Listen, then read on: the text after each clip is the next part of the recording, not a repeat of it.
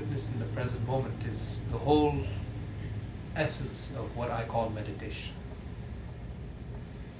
It's not sitting down, entering into a very deep trance, experiencing all kinds of altered state of consciousness, awakening mystical or magical capabilities of the mind. It has nothing to do with any of this. It's very ordinary. But in being ordinary, you'll find that this is the most extraordinary thing in the world. Yeah, I agree. For me, I'm not even interested in awakening those things of the mind yet. I'm just more interested in being at peace within. I think that'd be actually worth more than having all the powers in the world. Yes. Suppose, for example, there's in a lot of the organized religions, they've been talking about paradise. Even in Hinduism, Buddhism, Christianity, Sikhism, they're talking about paradise. Suppose there is such a thing as paradise. Just assume there is such a thing as a paradise. What will you do when you reach paradise? If you've been carrying all of your sufferings here and you're just transmitting them into paradise, what's the difference? And whether it's in paradise or whether it's here in the present moment, you're still encountering one and the same present moment. Yeah. So why unnecessarily project this, postpone your freedom to some faraway That's the problem. distance? Yeah. So many of the organized religions have fallen into the same tendency. They're all obsessed with the otherworldly. And they want to reach to the otherworldly at the expense of this life, at the expense of this reality. So this is why in yoga, when you can be totally liberated in this life, this is what has been called, a person who's living in this state is referred to as a Jivanmukti. Ascended master. A Jivanmukti means living liberation. He's liberated while still in the body.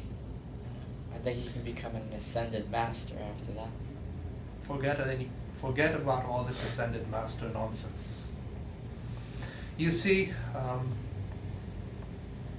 in yoga, you've heard of this theory, this idea of the constant cycle of birth and rebirth, Yeah. right?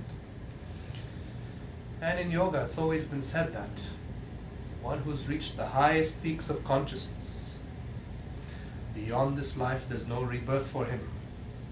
He's going to melt and merge with the source of existence.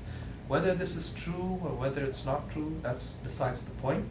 It's not relevant, but it's very significant. Because basically it comes down to the same. This life is the only life you ever have, and you will ever have. Why is it you want some kind of future life? Why? Is this life not enough for you?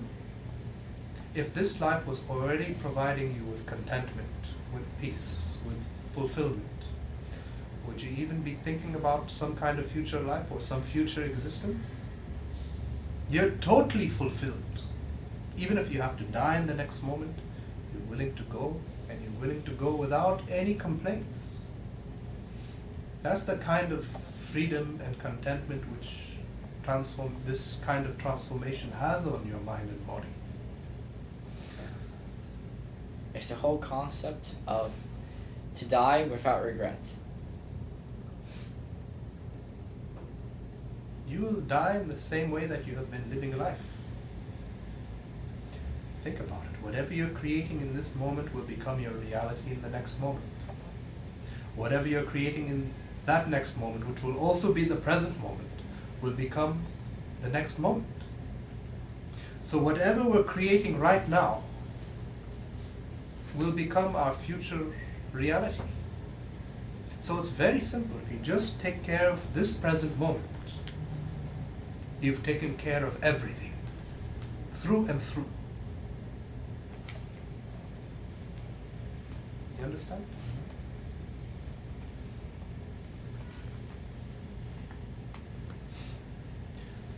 But that's not appealing for one's ego.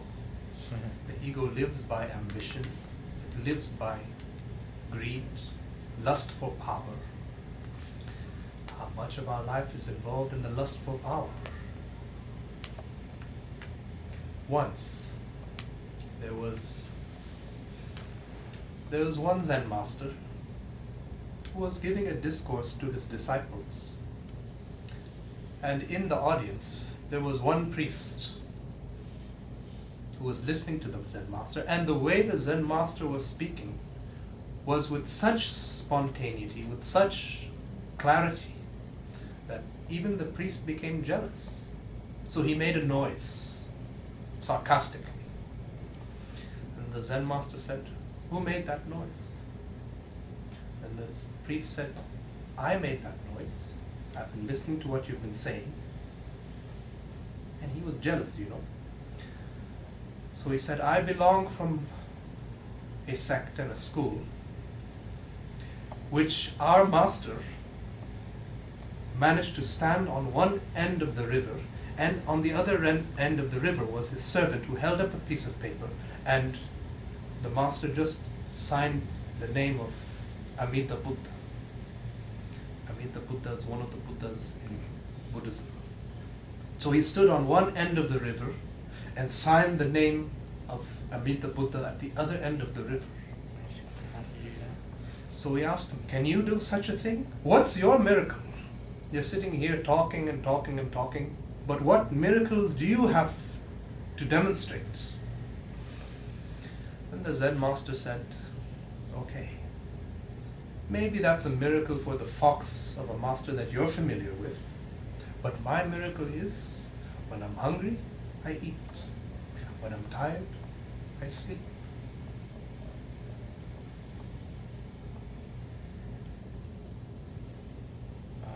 That's nice. You understand?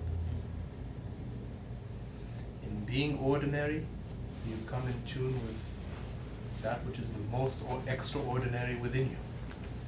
Because it simply means being in tune with existence here and now, here and now, here and now.